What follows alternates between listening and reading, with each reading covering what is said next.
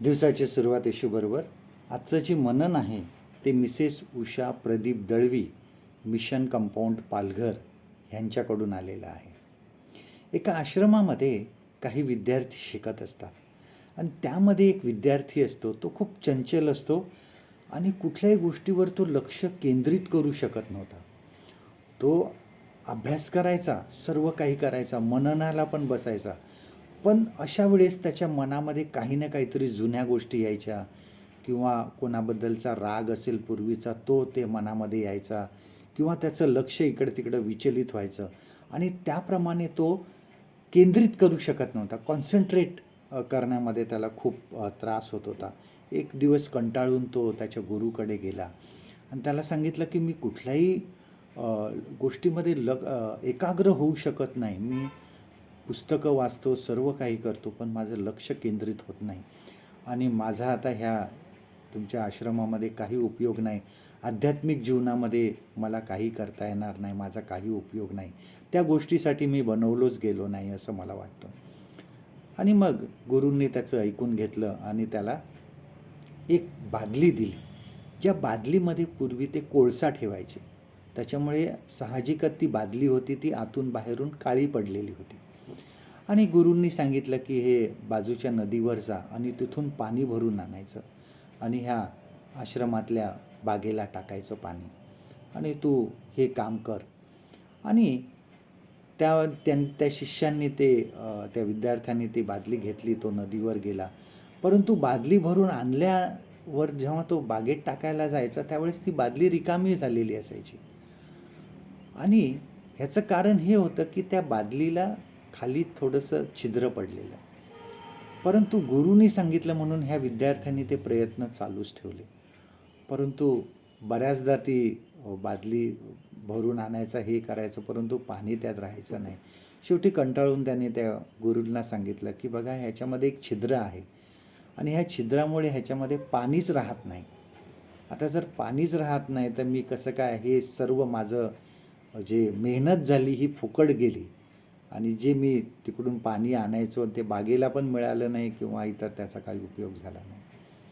गुरूंनी त्याच्याकडे बघितलं आणि सांगितलं तुला वाटतं की काहीच उपयोग झाला नाही, त्या बादलीकडे बघ. आणि ज्यावेळेस त्या विद्यार्थ्यांनी त्या बादलीकडे बघितलं तर ती मळकट बादली जी होती, काळी पडलेली होती, ती आतून बाहेरून स्वच्छ झाली होती. आणि त्या विद्यार्थ्याला सुद्धा आश्चर्य वाटलं आणि गुरूंनी त्याला सांगितलं की हे कशामुळे झालं, की सतत पाणी आणण्यामुळे, सतत पाणी बादली ती नदीमध्ये बुडवल्यामुळे ती बादली आतून बाहेरून स्वच्छ झाली. बऱ्याच वेळेस हे करावं लागलं. भले त्यात पाणी राहिलं नाही त्या बादलीमध्ये, तू आणू शकला नाही, परंतु एक फायदा झाला की ती बादली आतून बाहेरून स्वच्छ झाली. बघा, गुरूंनी सांगितलं आपल्या जीवनामध्ये सुद्धा हे असंच आहे. आपण जे काही अभ्यास करतो, जे आध्यात्मिक जो आपण अभ्यास करतो, ते सर्व काही वचनं आपण मनामध्ये घेतो. बऱ्याच वेळेस आपल्याला ते असं वाटतं की याचा काही उपयोग झाला नाही, परंतु ह्या गोष्टी आपल्या मनातून आपल्याला स्वच्छ करत असतात. ज्या आतले वाईट गोष्टी आहेत त्या बाहेर टाकत असतात आणि आपल्याला आतून स्वच्छ करत असतात.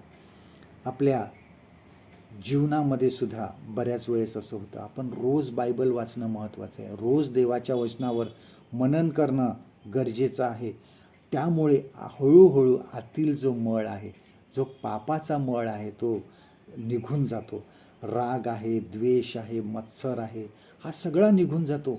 बऱ्याच वेळेस आपल्याला वाटतं की मी रोज बायबल वाचतो, रोज मनन करतो, रोज प्रार्थना करतो, परंतु मला नाही वाटत ह्याचा काय फायदा होत आहे. परंतु फायदा होतो. हे आतल्या ज्या गोष्टी आहेत ह्या सर्व त्यामुळे बाहेर घेऊन जातात, बाहेर पडतात. एक दिवस एका माणसाने विचारलं की तुम्ही रोज प्रार्थना करतात, तुम्हाला काय मिळतं, तुमच्या आतमध्ये काय येतं? आणि त्या देवाच्या माणसाने सांगितलं की मला काय मिळाले नाही किंवा माझ्या आत काय गेलं नाही, पण पुष्कळदा माझ्या मनातला राग, मत्सर, लोभ, पाप हे सर्व बाहेर गेलं.